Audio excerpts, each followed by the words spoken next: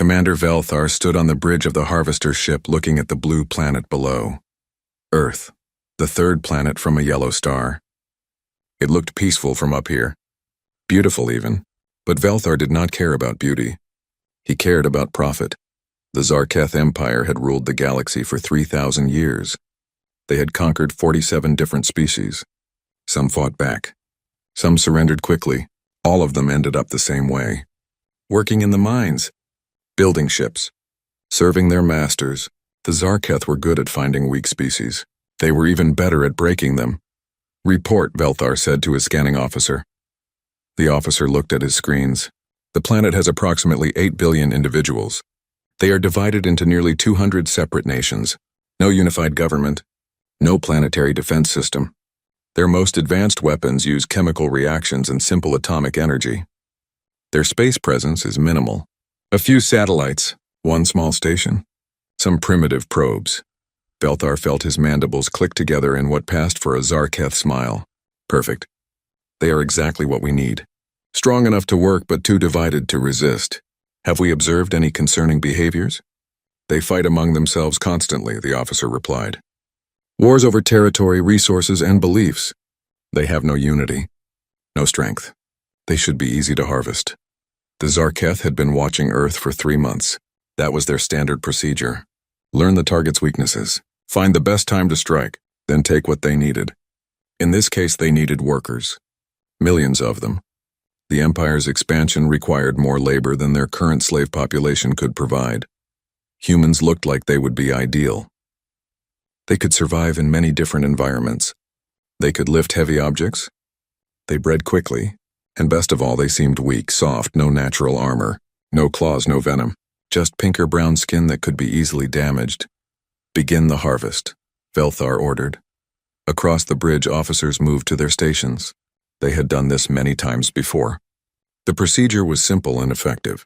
First, disable their military capabilities. Second, capture as many individuals as possible. Third, broadcast a message of dominance. Fourth, establish occupation zones. The attack began at midnight Earth time. 60 Zarketh warships dropped out of faster-than-light travel above the planet. They moved into position over every major population center. Then they fired. Electromagnetic pulses knocked out power grids across the continents. Military bases were hit with precision strikes. Ships sank in harbors. Aircraft fell from the sky. Communication networks went dark. In less than an hour, humanity's ability to fight back was crippled. Then the harvesting began. Massive transport beams shot down from the ships. They locked onto human biosignatures. Thousands of people at a time found themselves pulled into the air, unable to move, unable to scream. The stun fields kept them paralyzed. They floated upward like leaves in the wind. In New York City, millions watched in horror as their neighbors, friends, and family members were taken. In Beijing, people ran through the streets trying to escape the beams. In London, Paris, Moscow, Tokyo, Mumbai, and São Paulo, the same scenes played out. Panic, terror, helplessness. The Zarketh processed the captured humans quickly. Medical scans, strength tests, age verification. The young and healthy were marked for heavy labor. The intelligent ones were flagged for technical work.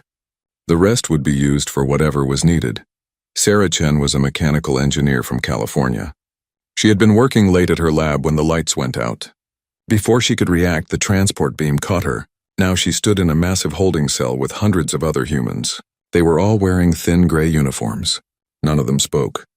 They were too shocked. A Zarketh guard walked past. It was tall, maybe 7 feet. Its body was covered in hard, dark scales. 4 arms, a tail, eyes that glowed yellow in the dim light. It looked at the humans like they were cattle. "You belong to the Empire now," the guard said. Its voice came through a translator device. "You will work. You will obey. You will serve. Those who resist will be terminated. Those who comply will survive." Sarah looked around at the other prisoners. She saw fear in their eyes. But she also saw something else. Anger. Determination. These people were not broken yet. On Earth, the few remaining military forces tried to fight back. Fighter jets that had been in the air during the EMP attack attempted to engage the alien ships. Their missiles exploded harmlessly against energy shields. The Zarketh ships did not even bother to return fire. They simply ignored the attacks like a human might ignore an insect. World leaders who had survived the initial strikes tried to communicate with the invaders. They offered negotiations, peace talks, surrender terms, anything to stop the harvesting. Velthar decided to respond. He appeared on every screen, every device, every display that still had power. His message was broadcast in every human language simultaneously. People of Earth, he began. Your planet now belongs to the Zarketh Empire. Your species has been selected to serve. Resistance is pointless. Your weapons cannot harm us. Your defenses are useless. Your military has been destroyed. Surrender peacefully and you will be treated fairly. Continue to resist and entire cities will be eliminated. He paused, letting his words sink in. We have already harvested 5 million of your people.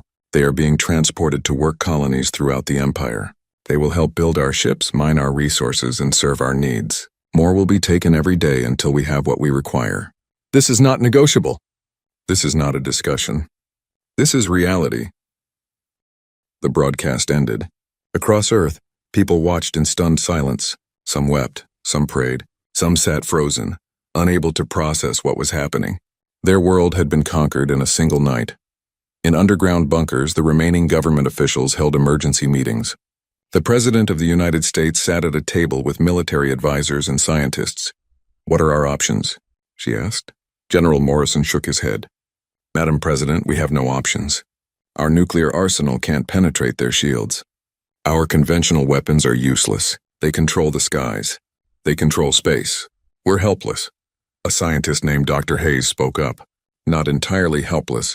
We still have our minds, our knowledge. If we can study their technology, maybe we can find a weakness. With what? Another general asked. We can't even get close to their ships. Then we wait, the president said quietly. We survive. We watch, we learn, and when the moment comes, we fight back. But that moment seemed very far away. The Zarketh continued their harvest for 3 weeks. By the end, they had taken 50 million humans. Entire cities were partially emptied. Families were torn apart. The world descended into chaos. The aliens established occupation zones in every major city. They set up processing centers where humans could be evaluated and taken. They posted guards at key locations. They monitored all communications, and they were confident. Why wouldn't they be? They had conquered dozens of species before. None had ever successfully resisted. The humans would be no different. Marcus Webb was a Marine. He had been on leave, visiting his family in Texas when the invasion happened. He watched from hiding as the Zarketh took his parents, his sister, his nephew.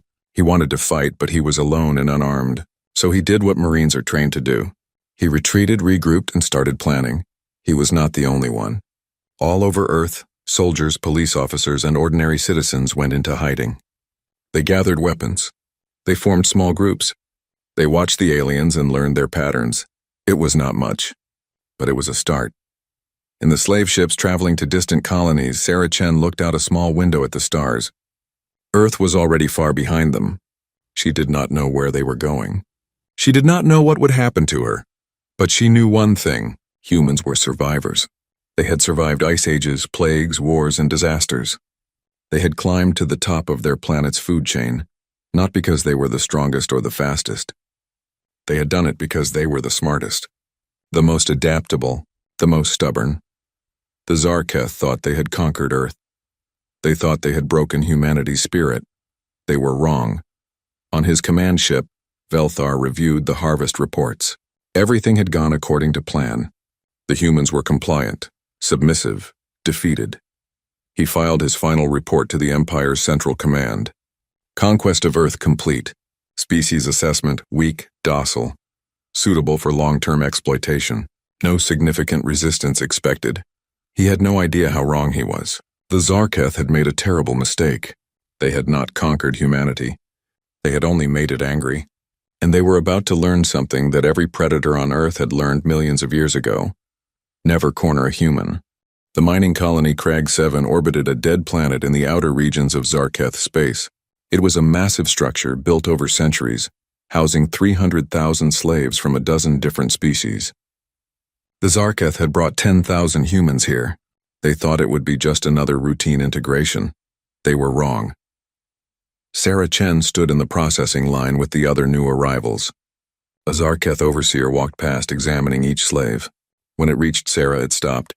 Its scanner device beeped. "Engineer," it said. "You will work in the power systems maintenance. Report to Section 9. Sarah nodded and moved forward. She had been here only 2 days, but she was already learning. The Zarketh technology was advanced, but it was not impossible to understand. Their power cores used principles similar to fusion reactors. Their communication systems operated on frequencies she could measure. Their security protocols had patterns she could observe. She was not the only one learning. All around the colony, humans were watching, studying, remembering. The Zarketh had enslaved many species. The Vren were small and timid, giving up after just a few days of captivity. The Dothrak were strong but slow-thinking, easily controlled. The Keelish were intelligent but individualistic, never working together. Each species had broken in their own way, but humans were different. Overseer Kelvan had managed slave populations for 20 years. He thought he understood how to break a species. You separate them. You punish resistance. You reward compliance. Eventually they give up and accept their fate. The humans should have broken by now.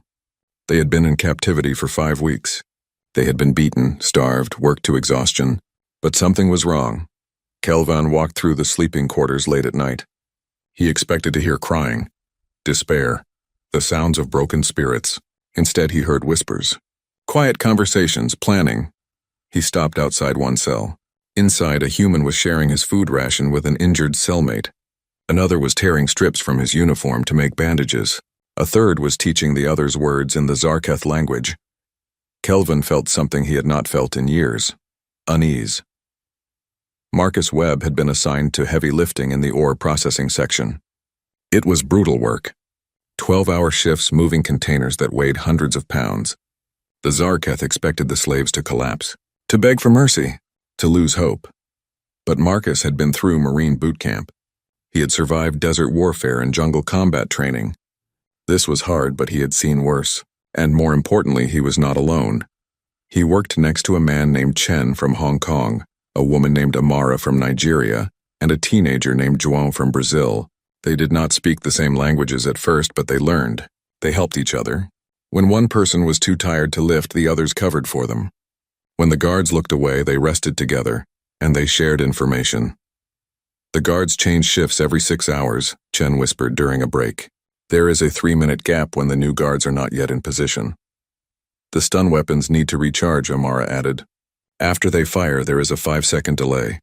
The armory is on level 3, João said. I saw it when they brought us in. Marcus listened to it all. He filed every detail away in his mind. He was building a map of the colony, finding its weak points, planning. In the power maintenance section, Sarah was doing the same thing. She had access to the colony's energy systems. She could see how power flowed through the structure. She could identify critical junctions, and she was learning how to sabotage them. It started small, a loose connection here, a calibration error there, nothing that would be noticed immediately. But over time, these small problems would add up. Systems would become less efficient. The Zarketh would have to spend more time on repairs. Sarah was not the only one doing this. Human engineers throughout the colony were causing tiny malfunctions, making things just difficult enough to slow down production. The Zarketh blamed it on old equipment. They had no idea it was deliberate. On Earth, the situation was different but no less tense. The Zarketh occupation forces controlled the major cities, but they could not watch everyone. In the wilderness, in the mountains, in the deserts, humans were gathering. Dr. Hayes had escaped from Washington, D.C. before the aliens took the city. He made his way to a secret military facility in the Rocky Mountains. Inside, he found other survivors. Scientists, engineers, military personnel. They had salvaged what they could. Computer systems, research data, and most importantly, they had found something interesting. 3 Zarketh ships had crashed during the initial invasion. Their shields had been damaged by the atmospheric entry, and surface-to-air missiles had brought them down. The Zarketh had destroyed 2 of the crash sites, but one had fallen in a remote area of Alaska. The military had reached it first. Dr. Hayes stood in front of the recovered alien technology. Parts of a ship's hull, fragments of their weapons, a partially intact power core. Can we learn anything from this? General Morrison asked. Absolutely, Hayes replied. Their technology is advanced, but it follows physical laws we understand. Their shields operate on electromagnetic principles. Their power cores use contained plasma reactions. We can study this. We can figure out how it works. And then we can find a way to defeat it. How long will that take? Months, maybe a year. But we will do it. Around the world, other resistance groups were forming. In France, former soldiers were conducting hit-and-run attacks on alien patrols. In China, hackers were trying to infiltrate the Zarketh communication networks. In India, scientists were working on biological weapons that might affect the aliens. In South America, guerrilla fighters were learning to move unseen through the jungles. None of these efforts were coordinated yet. Each group worked independently, not knowing if anyone else was still fighting. But they were all working toward the same goal. Freedom. Back on Crag 7, Overseer Kelvin filed his first concerning report. The human slaves are displaying unusual behavior. They share resources without prompting. They teach each other skills. They protect their weak. When one is punished, the others do not fear. They become angry. He paused before writing the next part. Request additional security measures. These humans may be more dangerous than initial assessments indicated. His superior dismissed the report. You have managed thousands of slaves, Kelvin. The humans are no different. Increase punishment if they misbehave. They will break eventually. But Kelvin was not convinced. He had seen something in the humans' eyes, something he had never seen in other slaves. It was not fear. It was not acceptance. It was calculation. They were planning something. He decided to watch them more carefully. 2 months after the invasion, something happened that changed everything.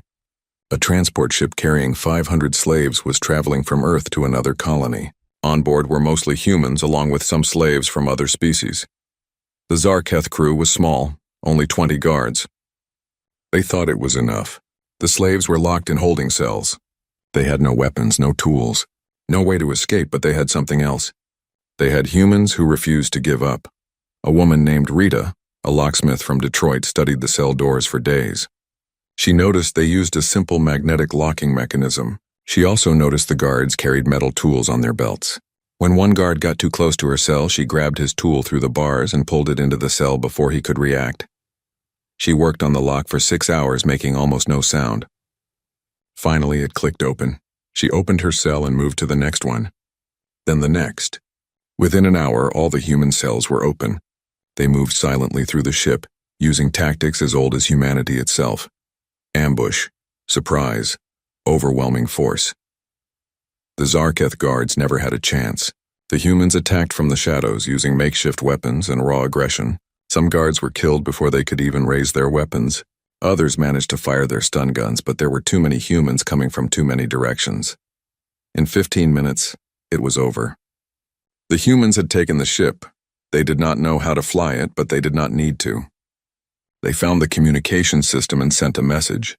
It was broadcast on all frequencies, reaching every Zarketh ship, station, and colony within range. The message was simple. This is the free human resistance.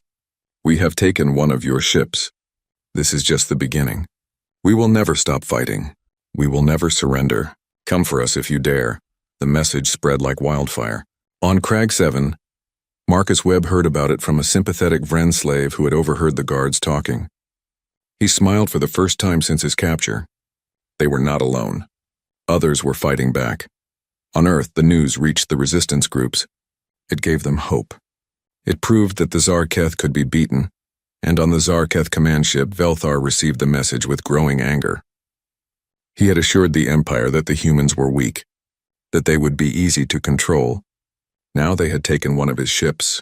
They had killed Zarketh warriors. They were openly defying the Empire. He sent orders to all colonies and occupation forces. Increase security. Double the guards. Any sign of resistance is to be met with immediate execution. The humans must learn their place. But even as he gave these orders, Velthar felt something he had not felt before. A small seed of doubt. Maybe the humans were not as weak as they appeared.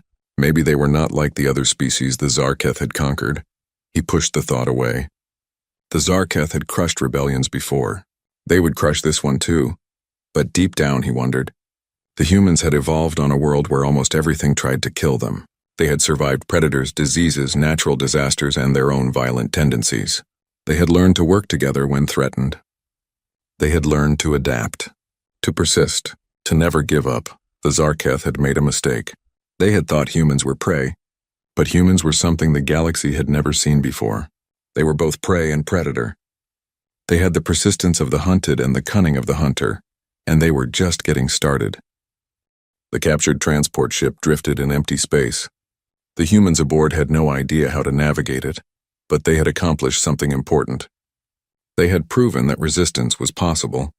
The ship became a symbol, and symbols have power. The Zarketh Empire tried to keep the incident quiet, but information has a way of spreading. Within a week, every slave colony knew about it. Whispers turned into conversations. Conversations turned into plans. On Crag 7, Marcus Webb gathered a group of trusted humans in a maintenance corridor during a shift break. There were 12 of them. Former soldiers, police officers, athletes, engineers. Each person had something to contribute. "We can take this colony," Marcus said quietly. "The guards are complacent. They think we are broken. They are wrong." Sarah Chen was there too. She had been working in the power systems for 3 months now. "I can shut down the lights and the security cameras," she said. "Give us 30 minutes of darkness. Maybe more." "The armory has 40 guards," Chen from Hong Kong added. "But during shift change there are only 20. If we move fast, we can overwhelm them." Marcus looked at each person. "This is dangerous. Some of us will die, but if we do nothing, we will all die eventually. At least this way we die fighting. Who is with me?" Every hand went up. They spent 2 weeks preparing. Sarah sabotaged more systems, making them unstable enough to justify a maintenance shutdown. Marcus trained the others in hand-to-hand combat during their rest periods. They made weapons from scrap metal and tools. They memorized guard patterns and shift schedules. They also did something else. They spread the word. Not to everyone, that would be too dangerous. But to the right people, former military, engineers, anyone with skills, anyone with courage. By the day of the uprising, they had 200 humans ready to fight. The Zarketh researchers had been studying humans more carefully since the transport ship incident. What they found disturbed them. Humans had evolved in one of the most hostile environments the researchers had ever seen. Earth was a death world. Almost everything on that planet was poisonous, venomous, or predatory. The weather could kill in minutes. Diseases were everywhere. Yet humans had not only survived, they had thrived. They had done this by developing something unique. They were persistence hunters.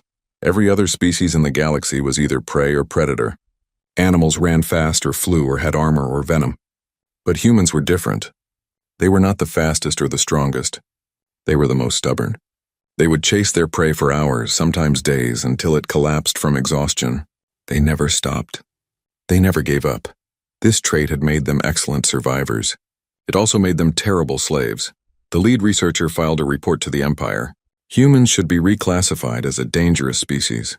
They possess high intelligence, excellent problem-solving abilities, and an unusual resistance to psychological breakdown. They do not respond to standard slave management techniques. Recommend immediate termination of the human harvest program. The Empire ignored the report. They had 50 million humans in their colonies. Those slaves represented billions in value. They were not going to give that up because of one researcher's concerns. On Earth, Dr. Hayes and his team had made significant progress. They had successfully powered up the alien power core. They had analyzed the shield technology. They had even managed to reverse engineer some of the weapon systems. The shields operate on a rotating frequency, Hayes explained to the military officers gathered around him. They cycle through different wavelengths to block various types of energy. But there is a pattern. If we can time our weapons to fire during the transition phase, we can penetrate them. General Morrison studied the data. "Can we build weapons that do this?" "We already are," Hayes replied. "We have adapted some of our existing missile systems. They are not as powerful as Zarketh weapons, but they should be able to damage their ships." "How many do we have?" 50. "We are making more every day, but we need time." Time. That was always the problem. The Zarketh were still harvesting humans, still taking people away. Every day that passed meant more families destroyed. But they were not the only ones working. Across the planet, resistance cells were coordinating. A worldwide network was forming. Fighters in Brazil shared tactics with fighters in Russia. Engineers in India collaborated with engineers in Germany. Hackers in Korea worked with hackers in Israel. Humanity was doing what it did best. adapting, learning, working together when faced with a common enemy. The night of the Crag 7 uprising arrived. Sarah Chen was in position at the power control station. Her hands were shaking slightly, but her mind was clear. She had disabled the backup systems earlier. When she shut down the main power, the colony would go dark. Marcus Webb was near the armory with 50 other humans. They had makeshift weapons hidden under their uniforms. Another group of 50 was positioned near the guard barracks. The rest were spread throughout the colony, ready to secure key locations. The signal was simple. When the lights went out, they moved. Sarah took a deep breath and pulled the main power coupling. The lights went out. Emergency systems tried to activate, but she had sabotaged those too. The colony was plunged into complete darkness. Marcus and his team rushed the armory. The guards were confused, shouting in the darkness. Their weapons had targeting systems that needed light to function properly. The humans had no such limitations. They had trained for this. They knew where every guard would be standing. The fight was brutal and quick. The Zarketh guards were better equipped and better trained. But they were not prepared for the ferocity of the human attack. Marcus and his team fought with a desperation born from months of captivity. Every punch, every strike, every tackle carried the weight of all their suffering. Within 10 minutes, the armory was theirs. Now they had real weapons. The battle spread throughout the colony. The Zarketh tried to organize a defense, but they were fighting in the dark against an enemy that seemed to be everywhere at once. The other slave species watched in amazement. They had never seen anyone fight the Zarketh like this. Some joined the uprising. The Vren were still too afraid, but a few Dothrak picked up weapons and fought alongside the humans. Even some Keelish decided to risk it. The sight of humans refusing to give up inspired them. By morning, it was over. The humans had captured the command center. They had secured the communications array. They had taken control of the colony's defensive weapons. 200 humans had died in the fighting, but Crag 7 was free. Marcus stood in the command center looking at the tactical displays. He could see Zarketh ships moving toward their position. Reinforcements, the Empire was not going to let this stand. How long until they arrive? He asked. Sarah checked the sensors.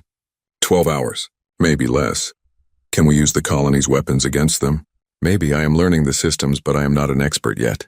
Marcus nodded. Then we learn fast, and we send a message. Tell everyone what we did here. Let them know that humans do not stay slaves.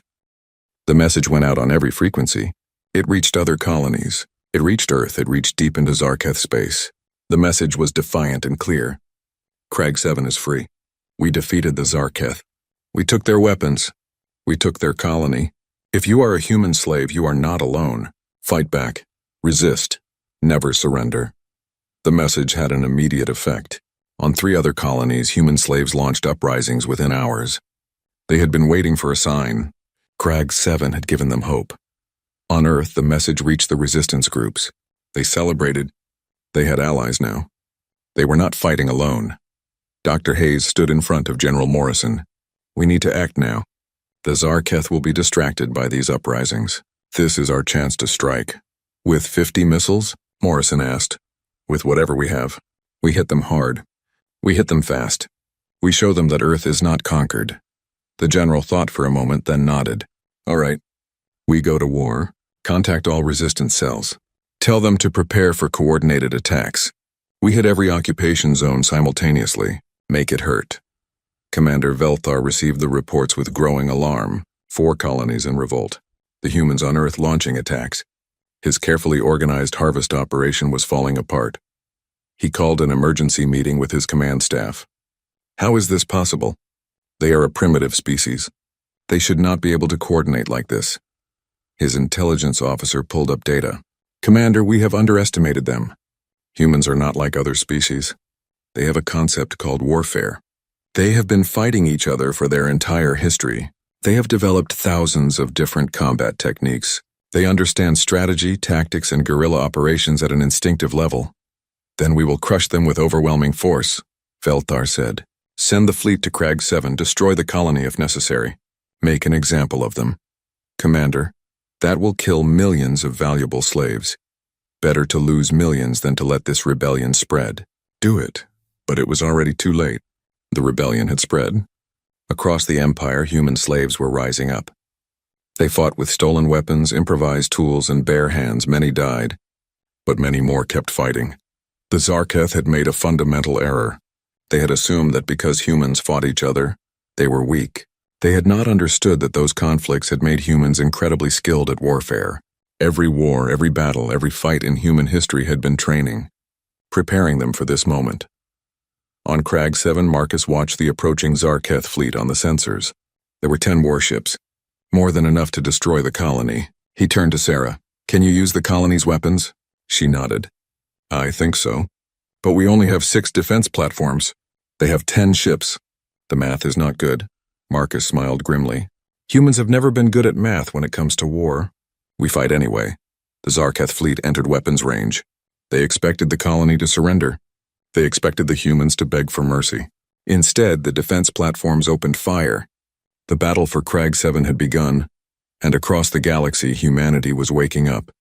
They were angry. They were determined. And they were done being slaves. The Battle of Crag 7 lasted 6 hours. The colony's defense platforms were old and had not been maintained properly. But Sarah Chen and her team of engineers worked miracles. They pushed the systems beyond their design limits. They found every advantage they could. The Zarketh fleet expected an easy victory. Instead, they found themselves fighting a desperate and intelligent enemy. The humans used the colony itself as a shield, forcing the Zarketh ships to hold their fire or risk destroying valuable infrastructure. They fired in patterns that made the alien ships waste energy on their shields.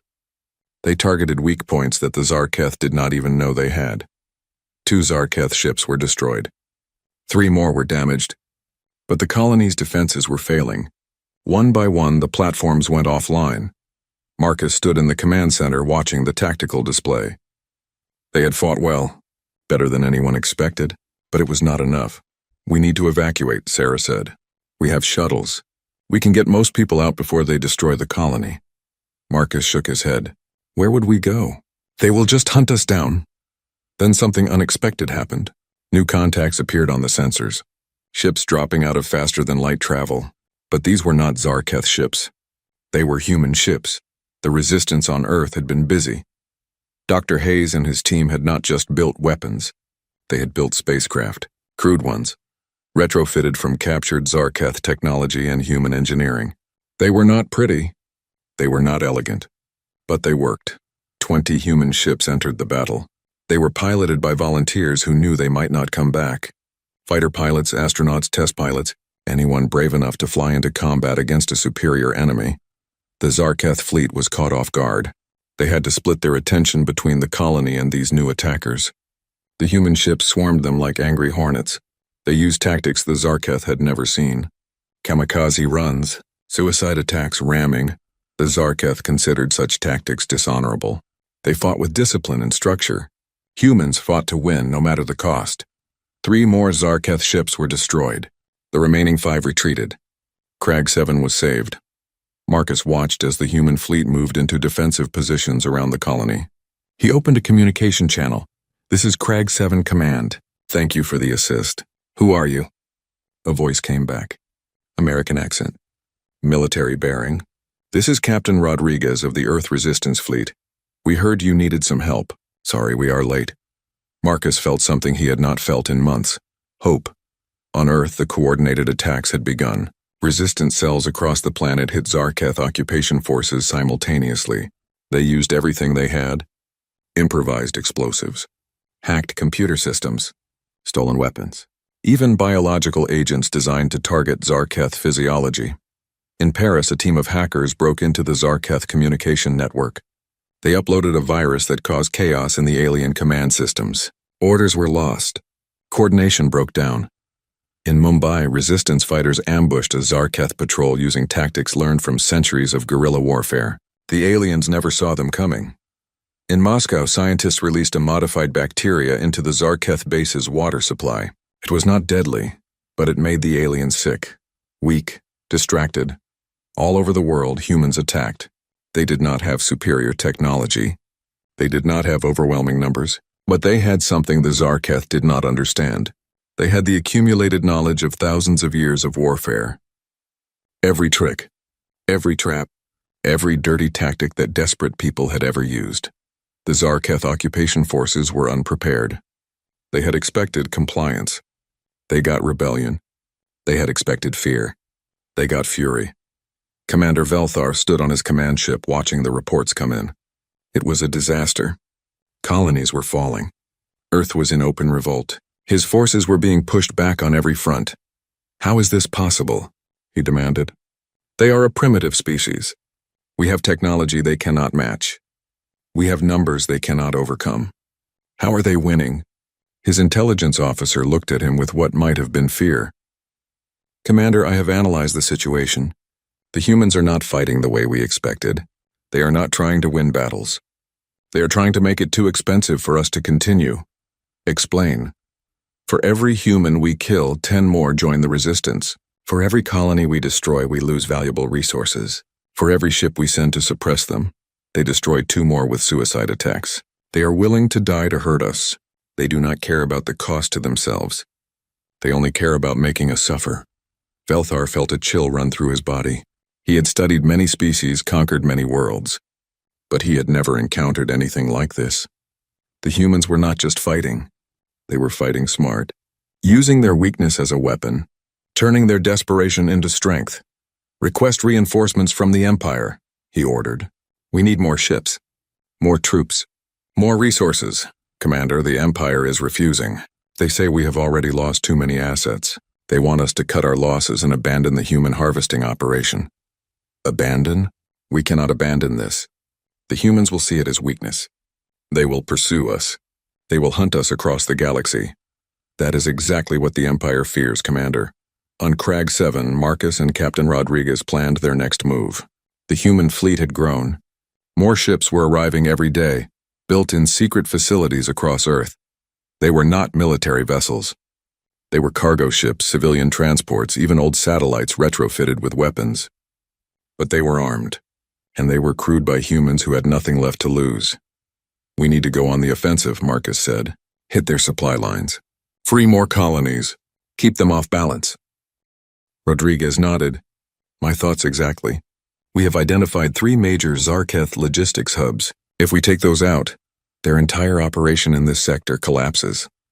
Sarah entered the room. "I have been studying their technology. I think I can create a weapon that will disable their shields permanently, but I need time and resources." "You will have whatever you need," Marcus said. "This is our chance to turn the tide." Over the next month, the human fleet launched a series of devastating raids. They hit supply convoys. They destroyed communication relays. They freed slave colonies and recruited the freed slaves into their growing army. The freed aliens were amazed by the humans. These creatures had been slaves for only 6 months, yet they fought like seasoned warriors. They learned faster than any species the galaxy had seen. They adapted. They improvised. They never gave up. Other species began joining the resistance. Not many, but some. The Dothrak contributed their strength. The Keelish shared their technical knowledge. Even a few Vren overcame their fear and helped with logistics. But it was the humans who led. The humans who planned.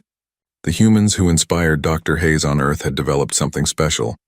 A virus specifically designed to target Zarketh biological systems. It was not lethal. That was intentional. The humans did not want to commit genocide. They wanted to send a message. The virus was deployed on a captured Zarketh ship. Within hours, every alien on board was sick. Not dying, but incapacitated. The ship was sent back toward Zarketh space with a message. A video of a human scientist explaining exactly what the virus was and how it worked. "We can deploy this weapon across your entire empire," Dr. Hayes said in the recording. "We can make every Zarketh in the galaxy sick. We can cripple your civilization. But we do not want to. We want peace. We want our people back, and we want you to leave us alone." He paused, letting his words sink in. "You made a mistake when you came to Earth. You thought we were weak because we fight among ourselves. You did not realize we were just practicing. You thought we were prey because we do not have claws or armor. You did not realize that prey on our world learned to become predators. You thought you could break us because you have broken other species. You did not realize that humans do not break. We bend, we adapt. We survive, and then we come back stronger." The message was delivered to the Zarketh High Council. They watched it in silence. Then they began to argue. Some wanted to launch a full-scale assault on humanity, crush them completely. Others wanted to negotiate, cut their losses. But one member of the council, an old warrior named Tharek, said something that made everyone pause. "We cannot defeat them," he said. "Not because they are stronger, but because they are willing to sacrifice everything. We fight for profit, for expansion, for glory. They fight for survival, for freedom, for each other. We can kill billions of them, but the rest will keep fighting, and they will find ways to hurt us that we cannot imagine. This war is unwinnable." The council chamber fell silent. Meanwhile, Marcus and the human fleet prepared for their most audacious operation yet. They had learned the location of the main Zarketh command station in this sector. It was heavily defended. Attacking it would be suicide, but that had never stopped humans before.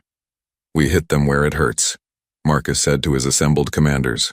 "We show them that nowhere is safe, that we can reach them anywhere, that the cost of keeping us as slaves is too high." Captain Rodriguez looked at the tactical data. "We will lose half our fleet in this attack. Maybe more." "I know," Marcus said. "But if we succeed, we end this war. We force them to negotiate. We get our people back." Sarah had completed her shield-disrupting weapon. It was crude and unstable. It might work once, or it might explode and destroy the ship carrying it. But it was their best chance. The human fleet assembled. 50 ships, crude, damaged, barely holding together. Crewed by ex-slaves, resistance fighters, and volunteers. They faced a Zarketh command station defended by 100 warships. The odds were impossible. The mission was suicide. But humans had a saying, one that every soldier, every fighter, every survivor knew by heart: "Never tell me the odds." The attack began at dawn. The human fleet jumped into the system and immediately charged at the command station. The Zarketh fleet moved to intercept. It should have been a massacre. But Sarah's weapon worked. The shield disruptor fired, sending out a pulse that collapsed the defensive shields on 20 Zarketh ships. The human fleet poured through the gap like a flood through a broken dam. They fired everything they had. Missiles, energy weapons, even just ramming into enemy ships. The battle was chaos. Ships exploded. Debris filled space. Humans fought with a ferocity that shocked the Zarketh. They expected the fleet to retreat when losses mounted. Instead, the humans fought harder. Marcus piloted his ship directly at the command station. His shields were down, his hull was breached, but his weapons still worked. He fired at point-blank range, targeting the station's main reactor. The explosion lit up the system. The command station was destroyed. Half the human fleet was gone, but they had won. Commander Velthar watched from his flagship as his command structure collapsed. The humans had done the impossible. They had struck at the heart of his operation. They had proven they could hurt the Empire anywhere, anytime. He received a message from the High Council. One word: negotiate. The war was not over. But it was ending, and the Zarketh had learned a lesson they would never forget. Never provoke humanity. The negotiations took place on neutral ground, a small space station on the border between human-controlled territory and Zarketh space. It had been abandoned for decades, but both sides agreed it was perfect for this meeting. Marcus Webb represented humanity. He was no longer just an escaped slave. He was a military commander, a symbol of resistance and a voice for billions who had suffered under Zarketh rule. He wore a simple uniform, put together from whatever materials the human fleet could spare. But he carried himself with dignity. Commander Velthar represented the Zarketh Empire. He wore his full ceremonial armor, trying to maintain the appearance of power. But both of them knew the truth. The Empire had lost. They sat across from each other in a small meeting room. No guards, no weapons, just two beings who had been at war trying to find peace. "You have cost the Empire dearly," Velthar said. "Hundreds of ships destroyed, dozens of colonies lost, trillions in resources wasted. All for what? You cannot defeat us. We are still the most powerful force in the galaxy." Marcus leaned back in his chair. "You are right. We cannot defeat you in a traditional war. We do not have your numbers. We do not have your technology. But we do not need to defeat you. We just need to make continuing this war more expensive than ending it." Velthar's mandibles clicked in what might have been frustration. "What do you want? Every human you have taken, returned, Every slave colony you control, freed. Every ship in our solar system, gone. And reparations, resources, technology, and knowledge to help us rebuild what you destroyed. That is everything. You ask for total surrender. No, Marcus said quietly. Total surrender would mean we hunt down every Zarketh ship. We destroy every colony. We chase you back to your homeworld and burn it to ash. That is what you would do if the situation were reversed. But we are not you. We want peace. But it has to be real peace, not occupation, not slavery. Real freedom. Velthar was silent for a long moment. Then he spoke, and there was something different in his voice. Respect, perhaps, or fear. Why did you not use your biological weapon? We know you have it. Oh, you could have killed us all. Why show mercy? Marcus looked at him directly. Because genocide is not victory. It is just another form of defeat. We fight to be free, not to become monsters. If we used that weapon, we would be no better than you. Velthar studied the human. He had underestimated this species from the beginning. He had seen them as primitive, weak, easy to control. He had been wrong about all of it. I will present your terms to the High Council, he said finally, but I believe they will accept. The cost of continuing this war is too high.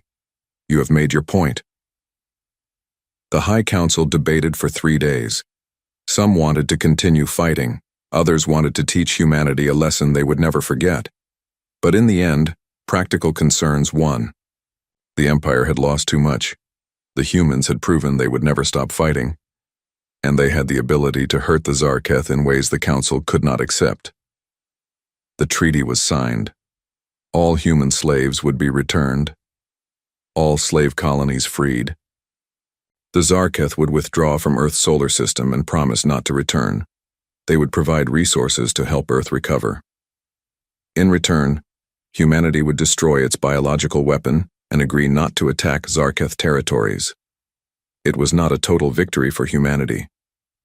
But it was enough. The return of the human slaves took 6 months. Ship after ship arrived at Earth carrying people who had been taken from their homes. Families were reunited, communities rebuilt, the world celebrated. But it was not a simple, happy ending. Millions had died. Entire cities had been damaged. The war had left scars that would take generations to heal, and Earth was forever changed. Sarah Chen stood on the observation deck of Crag 7, now a human-controlled station. She looked out at the stars. A year ago, she had been a simple engineer. Now she was helping build spacecraft that could travel between stars.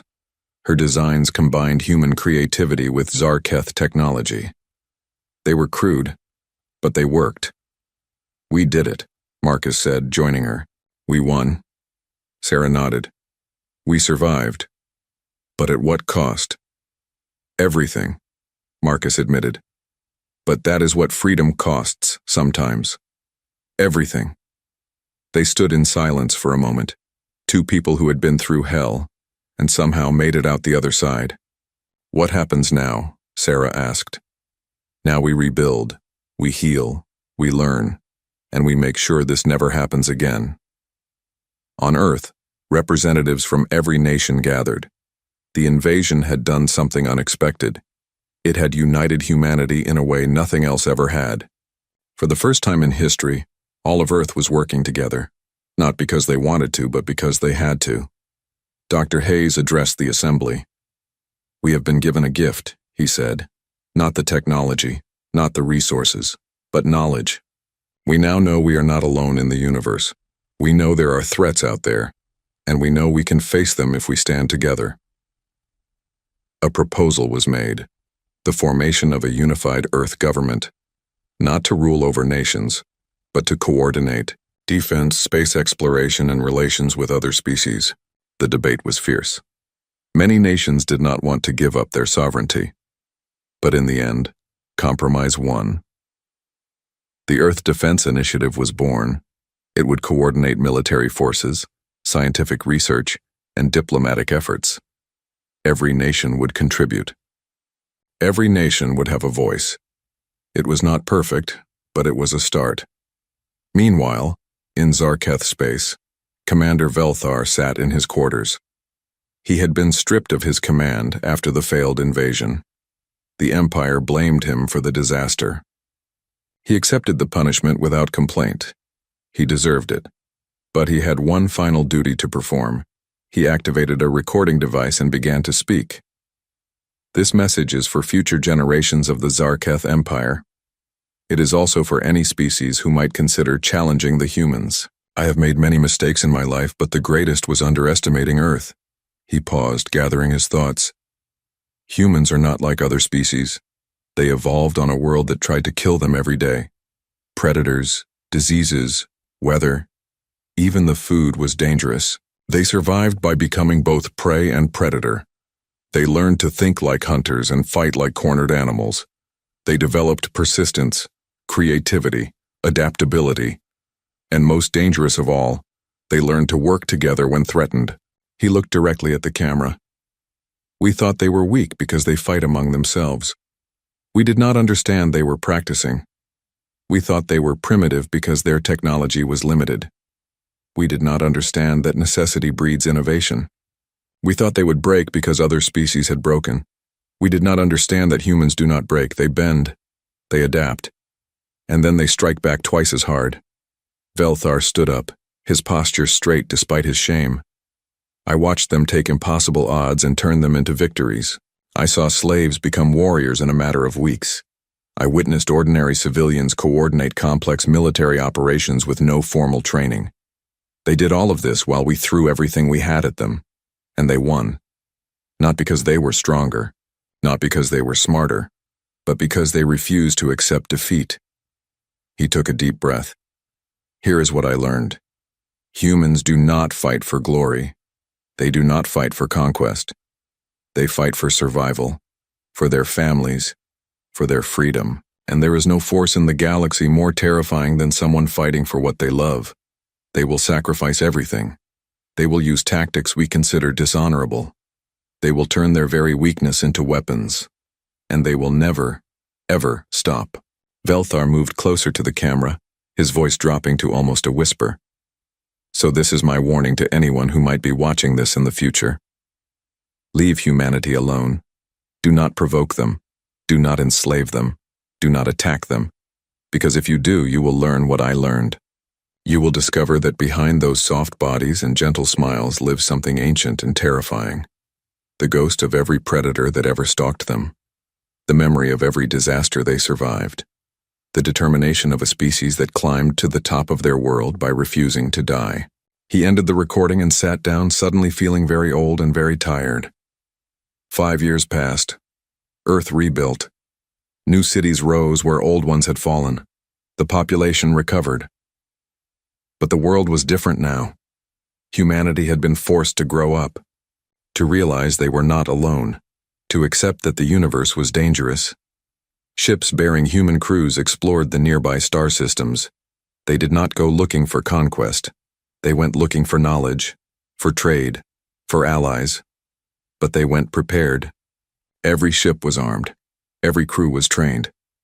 Earth would never be caught defenseless again. A galactic council had formed, bringing together the various species of the galaxy. The Zarketh were there, diminished, but not destroyed. The freed slave species were there too, grateful for their liberation, and humanity was invited to join. The human representative surprised everyone. She declined the invitation. We appreciate the offer, she said, but Earth needs time. We need to heal. We need to understand our place in this galaxy before we start making decisions that affect everyone else. We will remain neutral. We will trade. We will talk. But we will not join any alliances or councils. Not yet, the other species accepted this. Some were relieved. Humanity had proven to be unpredictable and dangerous. Having them as neutral parties was perhaps safer than having them as members of any political bloc. But there was a warning that came with humanity's neutrality. A message delivered by Marcus Webb himself, now an elder statesman. We want peace, he told the assembled delegates. We want to trade, to learn, to grow. But understand this. If anyone at all threatens Earth or tries to take our people again, we will respond, not with negotiations, Not with diplomacy, with overwhelming force. We learned our lesson. We hope you learned yours. The message was clear. Humanity was willing to be friends, but they were ready to be enemies. 10 years after the invasion, Sarah Chen returned to Crag 7. It had been transformed. No longer a slave colony, it was now a joint research station. Humans, Dothrak, Keelish, and even some reformed Zarketh worked together, studying the mysteries of the universe. She met Marcus there.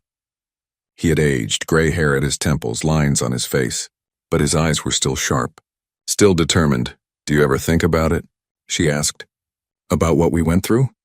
"Every day," Marcus replied. "The faces of the people we lost, the sacrifices that were made. But I also think about what we achieved. We survived. We fought back, we won, not just for ourselves, but for every human who will come after us. We made sure our species will never be slaves again." Sarah nodded. "Do you think they will come back? The Zarketh or someone else?" Marcus looked out at the stars. "Maybe. The universe is a big place. There are probably species out there we have not met yet. Some might be friendly, some might not. But if they do come, they will find a different humanity than the one the Zarketh found. We are ready now. We are united, and we are not afraid." On Earth, in museums and schools, the story of the invasion was taught.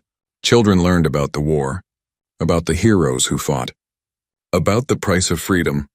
But they also learned something else, a lesson that would shape humanity for generations to come. Never give up. Never surrender. Never accept defeat, because humans are survivors. They are fighters. They are the species that looked at a hostile universe and said, "We belong here too." The Zarketh Empire never recovered fully from the war. They still controlled vast territories. They still had power, but they were diminished. Other species looked at them differently now. They were not invincible. They could be beaten, and everyone knew who had beaten them. Velthar's recording was eventually released to the public. It became required viewing for any species conducting first contact with new civilizations. A warning, a lesson, a reminder. Some species watched it and laughed. Humans could not be that dangerous. Those were just stories. Propaganda. But those who had fought humans, who had seen them in battle, who had watched them turn impossible situations into victories, those species knew better. They shared their own stories, their own warnings. One warning became universal across the galaxy. It was written in every major language. It was taught in every military academy. It was known by every spacefaring species. Never provoke humanity. They do not fight for conquest. They do not fight for glory. They fight for survival, and there is nothing in this galaxy more dangerous than a human fighting for what they love. 50 years after the invasion, an alien archaeological team discovered something interesting on a distant planet. Ancient ruins, evidence of a long-dead civilization. Among the artifacts, they found a warning carved into stone. It was written in a language they had to work hard to translate. When they finally decoded it, the message was simple but chilling. "We found a world of prey animals that had no natural weapons. We thought they would be easy to conquer. We were wrong. They are not prey. They are predators who learn to hide their claws. We paid the price for our arrogance. Do not make our mistake. Leave the humans alone." The archaeological team reported their findings. The message spread across the galaxy. It seemed humanity had been visited before, long ago, by a species that no longer existed, and everyone understood why they were gone. Earth continued to grow, to explore, to build. They made friends with species who approached them with respect. They traded knowledge and culture. They contributed to galactic civilization, but they never forgot the lesson of the invasion. They stayed vigilant. They stayed ready, because humanity had learned something important. The universe was not kind. It was not safe. It was full of dangers and challenges, but that was okay, because humans had survived worse. They had faced extinction countless times on their home world. Ice ages, supervolcanoes, plagues, wars, and they had survived them all. They were survivors. They were fighters. They were humans, and the galaxy would remember. The Zarketh came to Earth for slaves. They learned why humanity should never be provoked. They learned that behind the smiles and the soft skin and the apparent weakness was something that had survived millions of years of evolution on a death world. Something that refused to be conquered. Something that would fight with everything it had, no matter the odds. Humanity, the most dangerous species in the galaxy. Not because they were the strongest, not because they were the smartest, but because they never gave up. They never surrendered, they never accepted defeat, and when pushed to the edge, they pushed back with a fury that shocked the universe. The aliens came to Earth for slaves. They learned why humanity should not be provoked, and they would never forget.